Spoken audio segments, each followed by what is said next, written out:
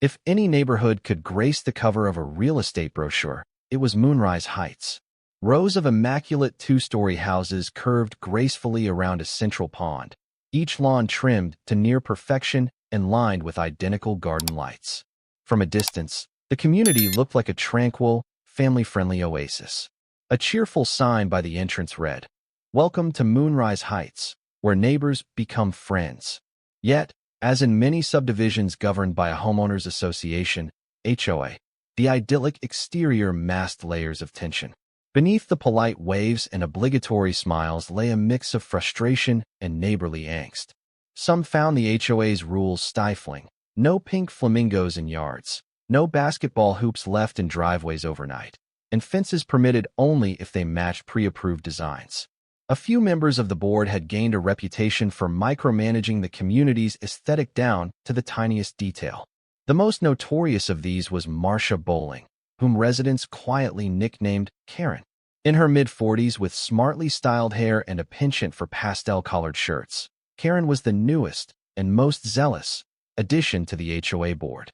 She had moved to Moonrise Heights only 3 years earlier, but she acted like she owned every square inch of it. Always carrying a clipboard stuffed with bylaws, she wrote citations for the smallest infractions, like a mailbox that stood an inch too tall or a driveway with faint oil stains. Though Karen had clashed with many residents over trivial matters, she was about to escalate her meddling to a new level, harassing an elderly couple's peaceful sunset tradition, all because she believed they were hogging the best view. In doing so, she would spark outrage and provoke the entire neighborhood into taking a stand. No one, least of all the couple at the story's center, could have predicted the bizarre lengths Karen would go to under the banner of enforcing HOA guidelines. Henry and Julia Caldwell had lived in Moonrise Heights since the neighborhood's inception nearly 2 decades before. In their early 70s, they were among the oldest residents, though their spirits remained youthful. While many neighbors focused on morning jogs or late-night gatherings, the Caldwells' favorite activity was the simple ritual of watching the sunset from their back patio. Their house sat on a slight rise overlooking a small public green space, so each evening, the sky unveiled a perfect tableau of gold, pink, and fiery orange. The Caldwells' patio was modest, just a round table, 2 chairs with soft cushions, a few potted plants, and a whimsical wind chime that tinkled softly in the breeze. Henry had once installed a string of solar-powered fairy lights around the railings, giving the space a gentle glow as dusk fell. For Julia, who had a mild heart condition, these calm twilight moments were a source of deep contentment. For Henry, retired from a lifetime of teaching high school history, the sunsets symbolized peace after a busy life's work. On particularly lovely evenings, a few neighbors would join them for a cup of tea or lemonade, chatting quietly while the sun sank behind the horizon. The couple never bragged about their vantage point. It was merely a pleasant feature of their home. Most neighbors found it charming. A younger resident down the street once said, "We love that you two get the best sunsets. It's like you share them with all of us." But not everyone saw it that way. Marcia Karen Bowling, from her own yard just 2 houses over, had begun to harbor resentment. She had discovered that while her front-facing lot was immaculate for curb appeal, it lacked a premium backyard view. In her eyes, the Caldwells' nightly ritual was an unspoken flaunting of their position. Worse, it bothered her that neighbors sometimes congregated there, creating a friendly mini-gathering. Why wasn't she the center of social life? Karen's petty envy festered over time, twisting into a notion that the Caldwells were hogging a communal resource. It didn't help that the Caldwells were well-liked. They volunteered at the local community center, baked cookies for new residents, and never turned away a neighbor who needed help. Henry, with his warm laugh and boundless patience, had taught half the local kids how to fix bicycle chains. Julia was known for her homemade jams, gifting jars of apricot or strawberry preserves to whoever stopped by for tea. Meanwhile, Karen found that her constant patrolling of the neighborhood, clipboard in hand, left many people rolling their eyes. She tried to gather a small group of like-minded residents to form an enforcement subcommittee, but it attracted few volunteers. Many found her approach off-putting. They didn't relish finding neighbors for overgrown shrubbery or a stray weed. On more than one occasion, Karen complained about unregulated gatherings on the Caldwell's patio, insinuating that the couple might be violating some HOA bylaw regarding group events. When she investigated, though, she discovered no rule forbade a few neighbors from sitting together at dusk. Even so, her frustration grew. She felt overshadowed by Henry and Julia's quiet popularity. Then came the tipping point, an offhand remark from a neighbor who joked, "We might as well call that back patio the best seat in Moonrise Heights." Karen scowled, reading it as praise for the Caldwells at her expense. In her mind, the seeds of resentment had blossomed into a full-blown vendetta. As part of her routine meddling, Karen meticulously managed her lawn sprinkler system. She believed that having the greenest yard on the street made her look like the perfect HOA board member. She used high-tech sprinkler heads that could be adjusted for arc, range, and schedule via a phone app. Every day at dawn, her front yard got a gentle mist, while in the evenings her backyard was watered thoroughly. One evening, Karen realized that her backyard irrigation extended close to the property line she shared with the Caldwells, only 2 houses away from them, with a narrow green space connecting the lots. She tested the range on her sprinklers and noted that if angled just right, the water could nearly reach her neighbor's yard. A light bulb lit in her mind. What if I tweak them so the spray soaks the Caldwell's patio? Then they wouldn't be able to sit there in the evening without getting drenched. The plan seemed comically petty, but to Karen, it felt like poetic justice. She reasoned she wasn't technically doing anything illegal, just watering her lawn.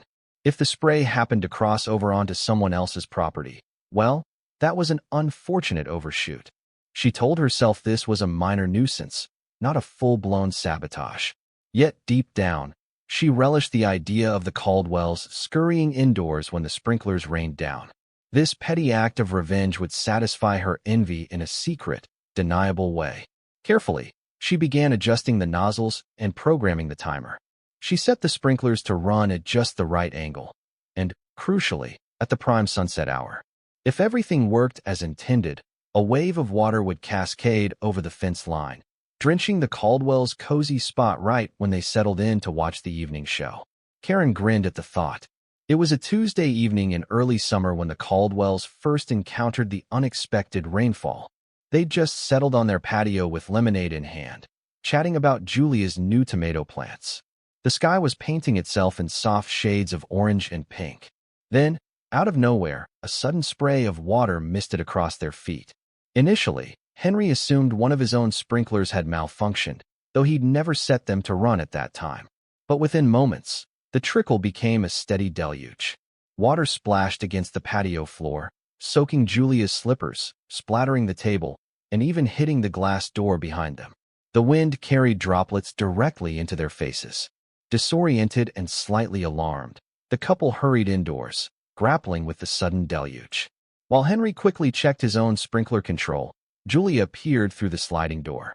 She noticed the main jets were coming from Karen's side yard, angled over the fence. Why would her sprinklers be shooting this far? Julia asked aloud. Henry frowned.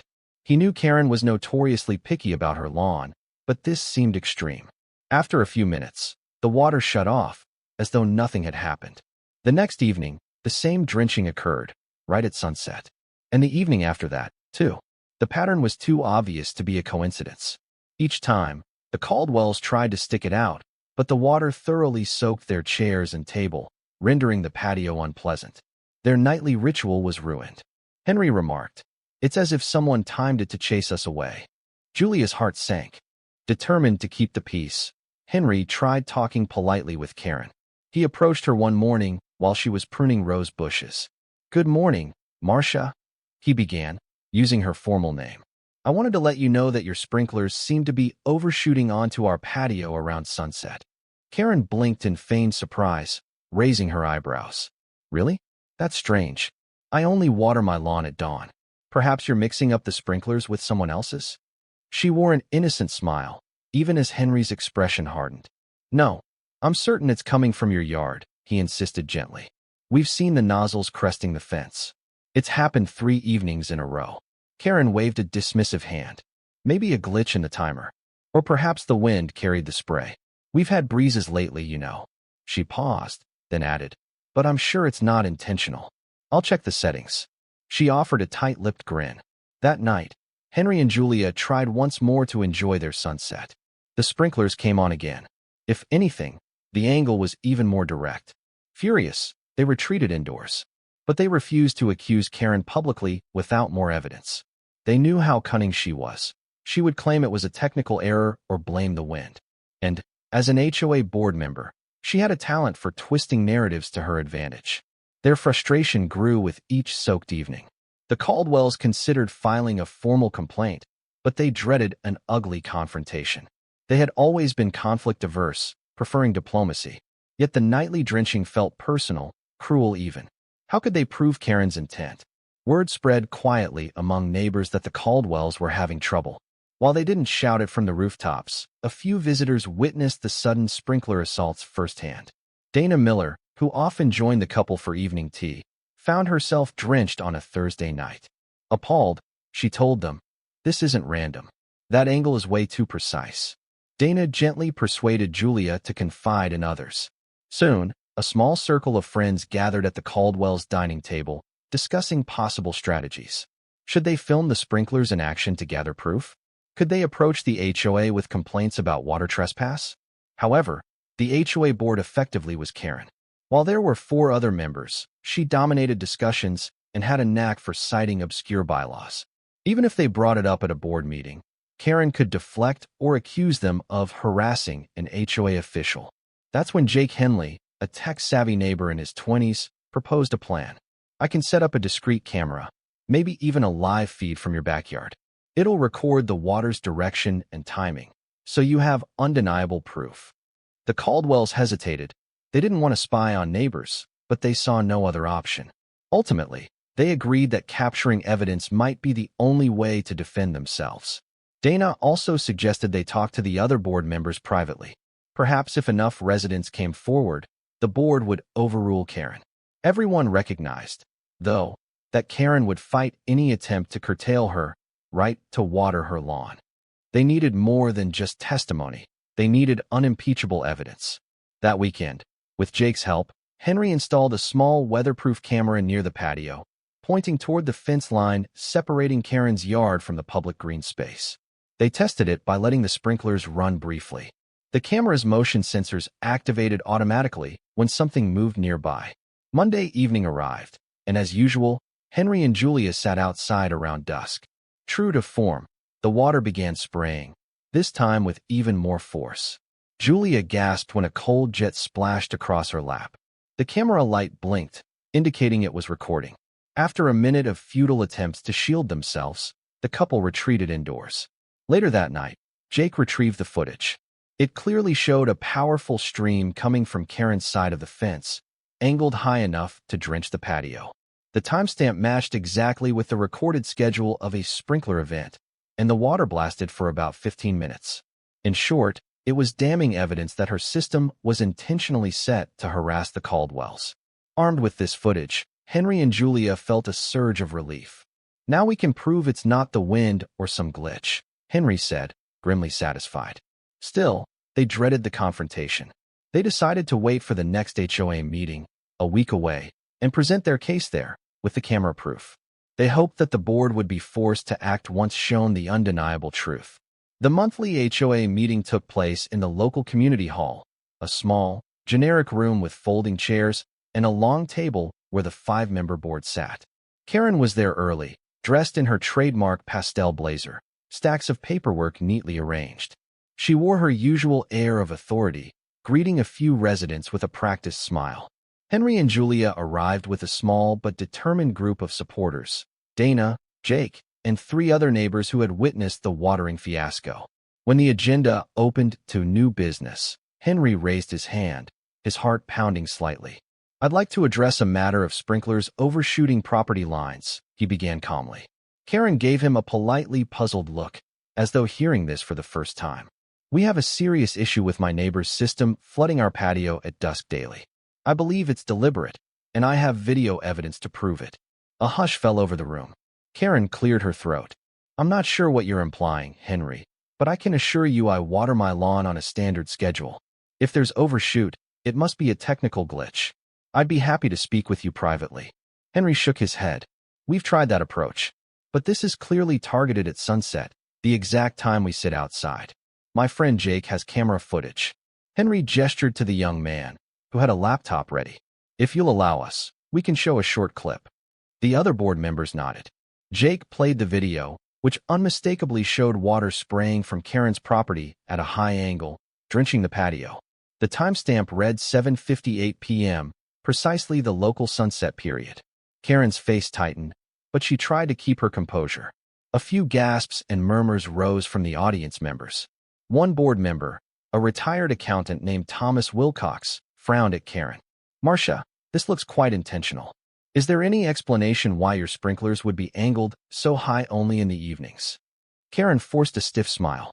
"I swear, it's an irrigation program I purchased online. Maybe the programming misfired."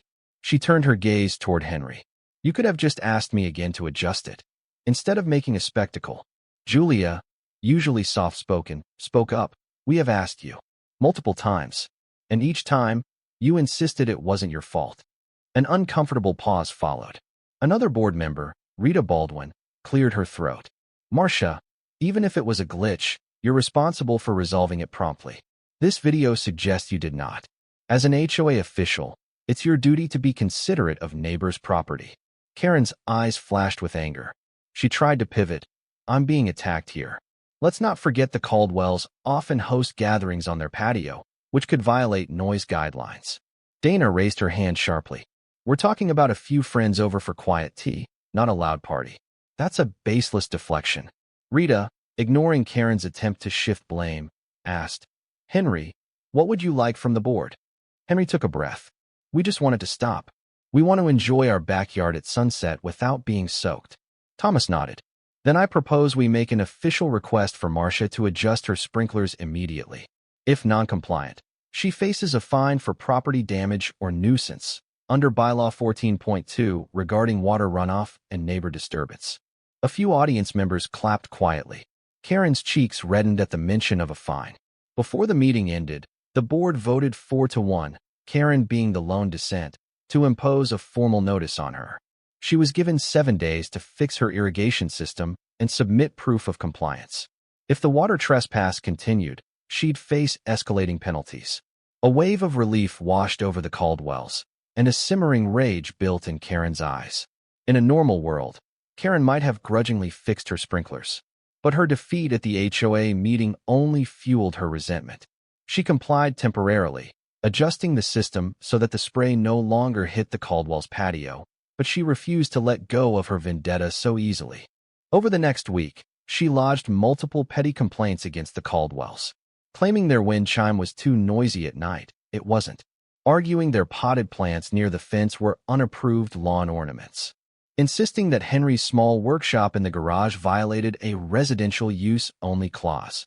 Each complaint was frivolous, but it created a paper trail that hassled the couple. They had to respond, provide documentation, and sometimes appear before a subcommittee.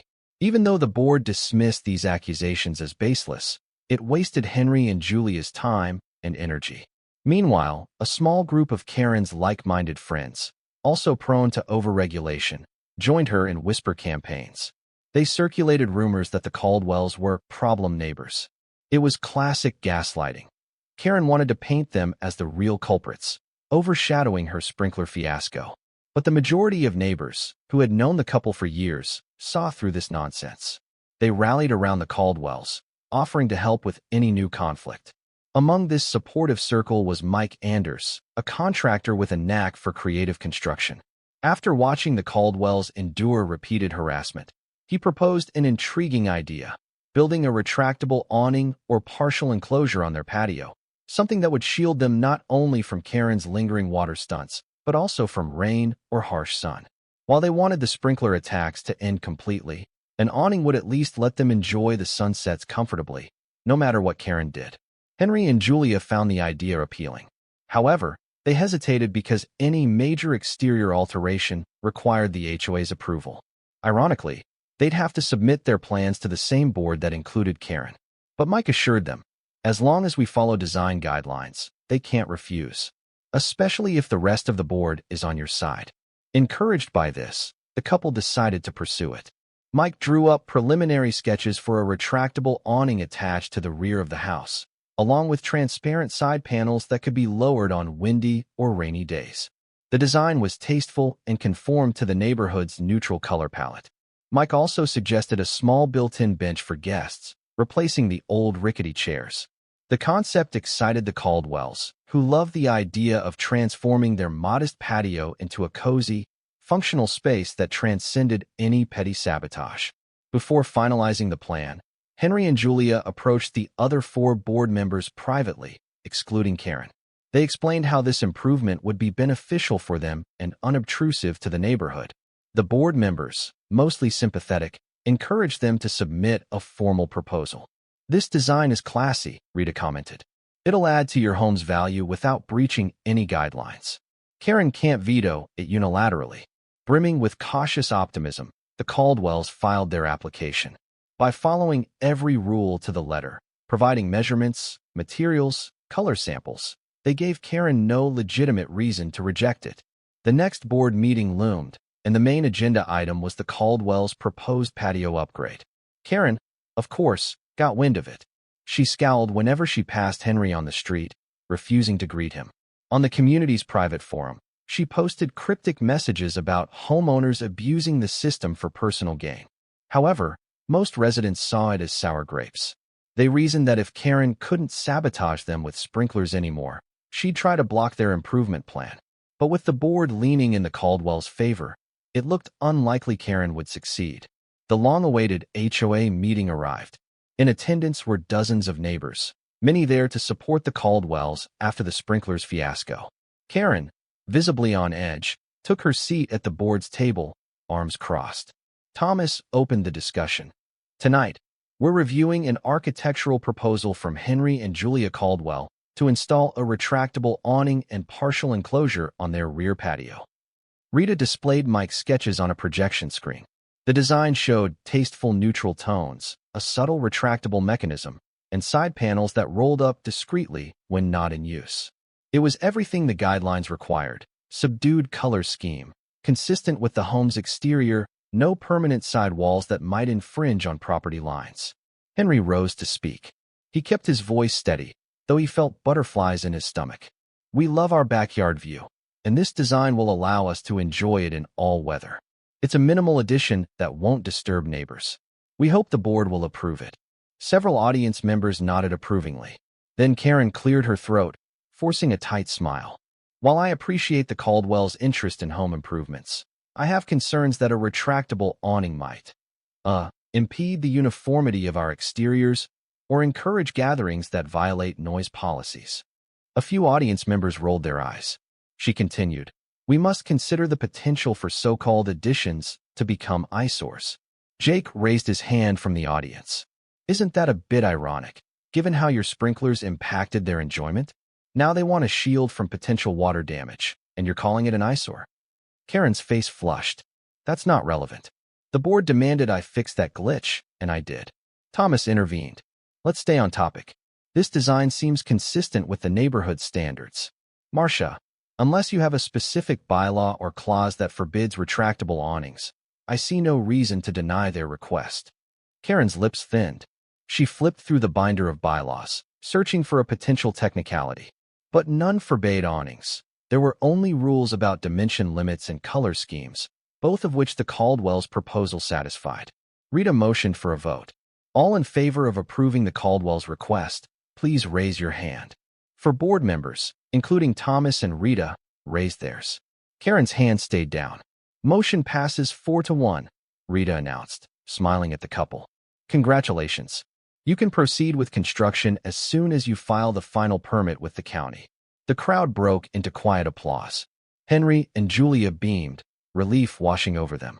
Karen collected her papers in a huff, muttering something about precedent-setting mistakes.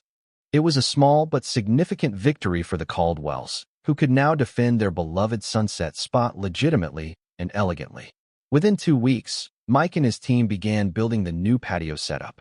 They installed a durable metal frame along the roof's edge for the retractable awning. The shade itself was a soft beige color, blending into the existing exterior. Along the sides, They added rolling panels of transparent vinyl that could be lowered to block wind or rain. A cozy built-in bench replaced the old patio chairs, with plush cushions in a subtle navy blue. Neighbors occasionally stopped by to check the progress. Dana was thrilled to see the patio evolving into a snug hideaway. She teased the Caldwells. All that fuss over sprinklers, and now you'll have the most weatherproof patio in the entire neighborhood. Henry chuckled. We never wanted to cause a stir, but this is a silver lining, I guess.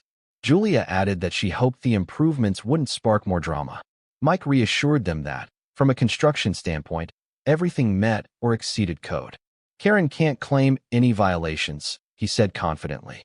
Sure enough, when Karen walked her small terrier, Precious, past their yard, she glared at the construction site.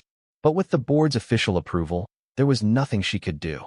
Some passers-by overheard her grumbling under her breath about ungrateful show-offs. But no one paid her bitterness much mind. The sense in Moonrise Heights was that Karen had overreached, and the community had rallied around the Caldwells.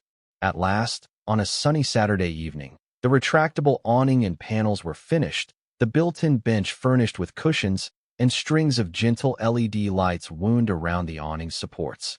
Henry and Julia invited a handful of neighbors for a casual, open house to admire the new space. They timed the gathering for sunset, of course.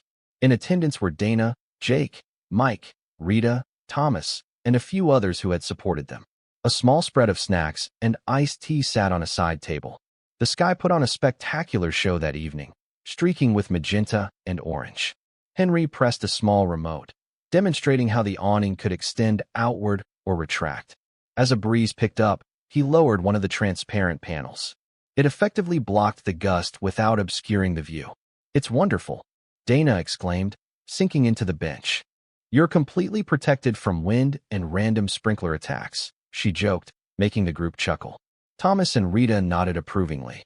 This is exactly what our guidelines intend. A tasteful addition that enhances enjoyment of your home, Rita said. Julia poured lemonade for everyone. A sense of triumph and relief filled the air. Though they'd never wanted conflict with Karen, the Caldwells couldn't deny feeling satisfaction that her attempts to sabotage them had culminated in an even better arrangement for their twilight ritual. Standing at the back of the group, Jake murmured, I wonder if Karen's lurking around, seeing how this turned out. Sure enough, a few houses away, a curtain twitched in Karen's window. She was apparently peering out, seeing the soft glow of the newly enclosed patio. But she kept to herself, refusing to join or congratulate them. A week later, an unexpected letter arrived in the Caldwells' mailbox, an official acknowledgement from the HOA board, praising their tasteful renovation. It read, Dear Mr. and Mrs. Caldwell, the board of Moonrise Heights would like to commend you for the excellent execution of your recently approved patio enclosure. Your choice of neutral shades and discreet design is a fine example for other homeowners wishing to enhance their outdoor spaces. Thank you for your commitment to beautifying our community. Sincerely, the board of Moonrise Heights. Karen's name was notably absent from the signature block, replaced by Thomas Wilcox as the interim signatory. This small detail hinted that the other board members had chosen to exclude her from drafting the commendation, likely due to her complicity in causing the entire dispute in the first place.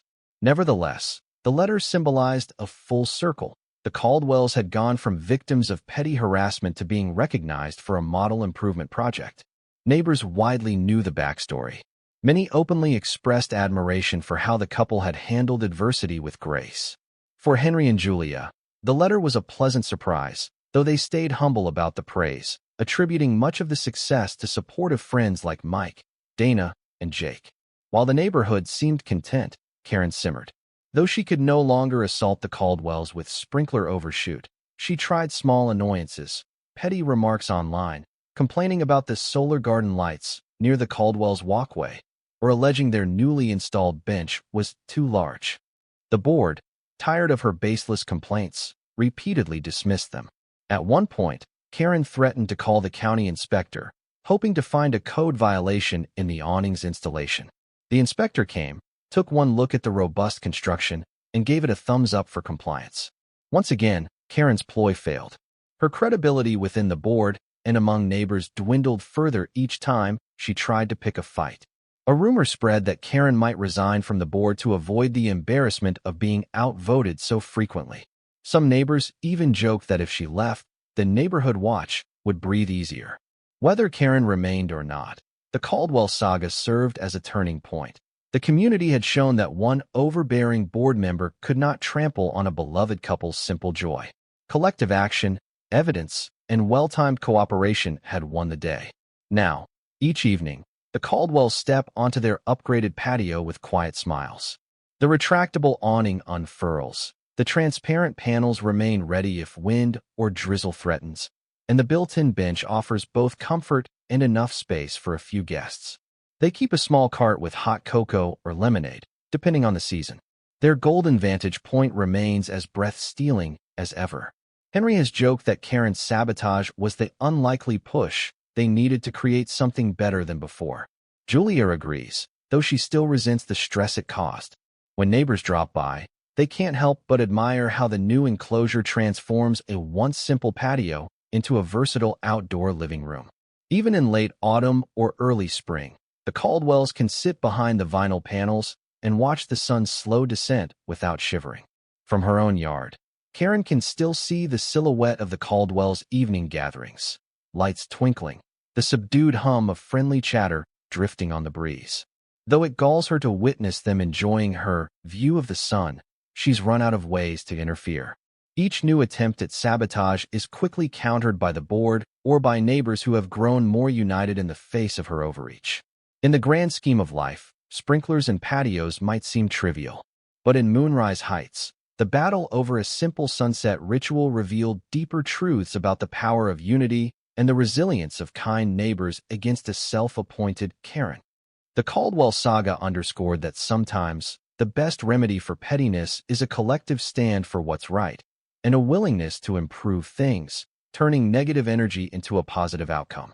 Thanks to the unwavering support of their fellow residents, Henry and Julia emerged from the ordeal stronger and more appreciated than ever.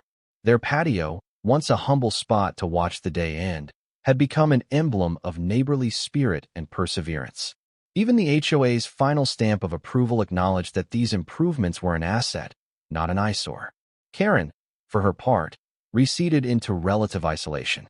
She kept her rose bushes trimmed, her lawn meticulously watered, but no longer angled to drench anyone else, and her dog Precious on a short leash.